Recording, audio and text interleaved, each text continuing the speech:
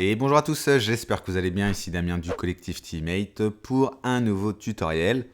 Aujourd'hui, tuto un petit peu spécial, je suis en compagnie de Kevin et on va vous parler des techniques liées à l'animation et au motion design. Alors salut Kevin. Alors salut Damien, salut à tous. Ça va? Ouais, et toi? Super. Donc du coup, tu peux te présenter un petit peu à tout le monde. Moi je suis motion designer, j'aime tout ce qui est lié à la vidéo, donc je fais de la captation d'images, du montage vidéo. Et ces derniers temps, donc je me suis spécialisé en motion dans le logiciel After Effects. Donc avant de mettre les mains dans le cambouis, forcément, il y a une partie théorie, il faut passer par là. Tout à l'heure, tu nous parlais de motion design. Pour toi, concrètement, qu'est-ce que c'est que le motion? Alors le motion c'est un style graphique qui va être basé sur le mouvement, on va le retrouver pas mal dans tout ce qui est cinéma, dans tout ce qui est film, clip ou film d'animation. Donc du coup, ce style qui est le motion design, est-ce que c'est un style qui est plutôt récent ou pas? Parce que pour moi, je vais peut-être dire une bêtise, mais ouais, c'est assez récent. Je me souviens d'un clip qui m'avait marqué, celui d'Hocus Pocus, Hip Hop. Et du coup, dans ma tête, je me dis, le motion design, ça a explosé vraiment à cette époque. Alors oui et non, les logiciels qu'on va utiliser aujourd'hui pour travailler sont récents. Après, ce qu'il faut savoir, c'est que les bases, les premiers motion designers pour moi, ça va être des mecs comme Soulbase qui sont à l'origine des génériques de films d'Alfred Hitchcock comme Sœur froide ou comme Psychose, ou alors Maurice Binder qui va avoir fait les génériques des premiers James Bond par exemple. D'accord, donc ça, c'est des films qui ont 50, 60 ans, hein. Alors j'ai pas forcément la date en tête, mais oui, les premiers James Bond, je pense que c'est 1950, 1960. D'accord, mais du coup, ces pseudo motion designers d'époque, je sais pas comment on les appelait, ou des animateurs, sûrement, à l'époque, à quoi consistait réellement leur travail? Bah, ils faisaient ce qu'on appelle aujourd'hui de l'animation traditionnelle, c'est-à-dire qu'ils allaient découper des photos, les mettre en place, prendre des vidéos et puis tout monter petit à petit. C'était un travail vraiment de longue haleine. Tu peux nous dire avec quel logiciel, aujourd'hui, on peut créer du motion design? Alors, on a plusieurs logiciels à notre disposition. Ça va de Cinema 4D, TV Paint, Flash. Moi, j'utilise particulièrement After Effects. Donc aujourd'hui, After Effects, comment on s'en sert? On va s'en servir de différentes façons. On va pouvoir faire du compositing vidéo, on va pouvoir traiter de l'image dessus, de la retouche de chromie, des effets spéciaux, du keying sur fond vert, de l'animation. C'est super complet comme logiciel. D'accord, je vois ça. Et du coup, je suppose que la plupart des logiciels Adobe sont compatibles avec After Effects. Alors les principaux, parce qu'on va pouvoir très bien utiliser le Flash avec, ou alors Photoshop et Illustrator sont complètement compatibles. Il suffit après de petites manipulations. Mais c'est vrai que la particularité d'After Effects, c'est de pouvoir en fait importer pas mal de calques différents. Ça va aller de la vidéo, ça va aller de l'image, d'une suite d'images, des vecteurs, du son. Donc prenons l'exemple, je crée un logo sur Illustrator, je peux facilement l'importer dans After Effects pour l'animer. Complètement. Alors je suppose que c'est un petit peu comme en graphisme. Moi je sais que j'ai appris certaines règles de base pour pouvoir faire de la composition numérique. Sur After Effects, avant de se lancer tête baissée dans le logiciel, il faut forcément connaître certaines règles. Alors il y a trois grandes choses importantes à apprendre dans l'animation. Ça va être déjà la première, raconter une histoire. Effectivement, établir un scénario, ne pas partir en roue libre pour savoir un petit peu où on va aller. La deuxième, ça va être se caler au rythme de son animation. Si on met de la bande-son, si on met des bruitages, il va falloir que son animation soit calée à ça. Et la troisième, qui est pour moi la plus importante, c'est la vitesse des mouvements. La vitesse des mouvements, d'accord. Tu peux être un peu plus précis?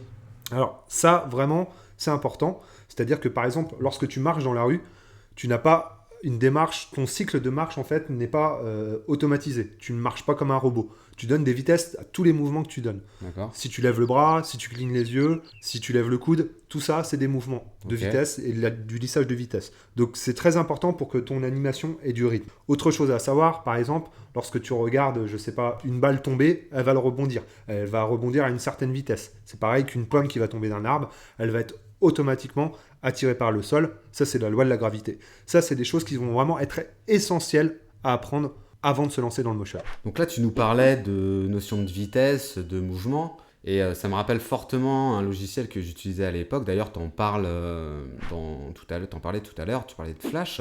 Moi, à l'époque, quand je faisais des sites internet, lors de la création d'un nouveau document sous Flash, on me demandait de renseigner un nombre d'images par seconde.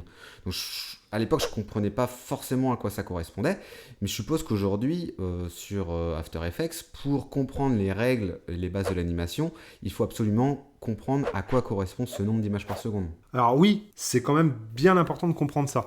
Après, dans le cinéma et dans l'animation, les images par seconde, de toute façon, on en entendra toujours parler.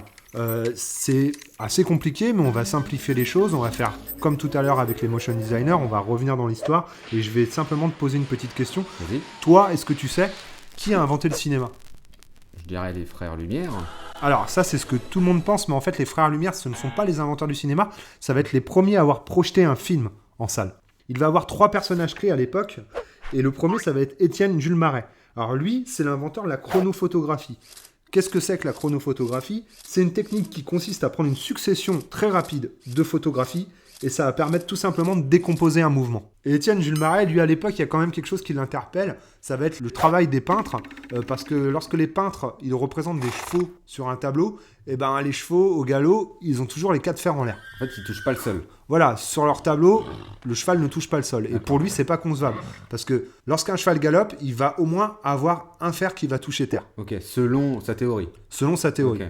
Là, il y a un autre personnage important qui va intervenir, c'est Edward James Muybridge. Ouais, il me dit quelque chose. Alors, Edward James Muybridge, ouais, il est important, même aujourd'hui dans le métier d'un animateur ou d'un motion designer, parce qu'il a aussi inventé un procédé de chronophotographie, et on va encore pouvoir utiliser son travail même 100 ans plus tard. D'accord. C'est vraiment essentiel, quelque chose qui va être aussi essentiel dans l'animation. Et c'est un procédé différent que Marais. Voilà, c'est un procédé complètement différent de Marais, et lui, il va aussi faire ses petites expériences, et il va faire en fait une suite de 12 images d'un cheval au galop, et comme ça, il va pouvoir décortiquer ce qu'il en ressort de ça. D'accord. Donc il décortique vraiment le mouvement du cheval, son cycle de galop, quoi. Voilà, c'est ça. Ok.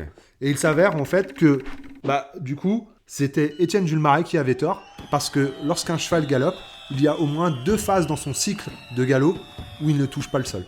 Tout à l'heure, tu nous disais qu'il y avait 3 personnes qui avaient joué un rôle essentiel dans le cinéma à l'époque. Là, il en manque une. Ouais, alors c'est Thomas Edison, donc lui s'est inspiré de la chronophotographie et il va créer le kinétographe. Ouh, c'est quoi ça?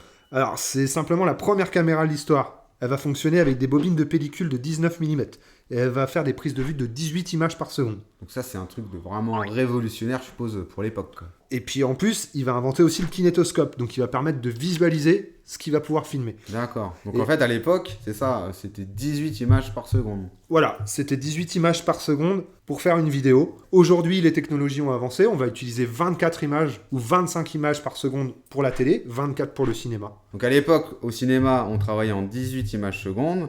Maintenant, on est plutôt sur du 24, à cause de la technologie qui a évolué. Tout à fait, et on va fluidifier aussi tout ce qui est animation et vidéo. Et voilà, c'est fini, cette vidéo sur l'introduction au motion design touche à sa fin. J'espère que vous l'avez apprécié, en tout cas nous on s'est bien éclaté à la faire. Aujourd'hui c'est vrai que c'était plutôt théorique, la prochaine fois promis on passera sur du cas pratique. Je vous dis à très vite dans une prochaine vidéo, à plus.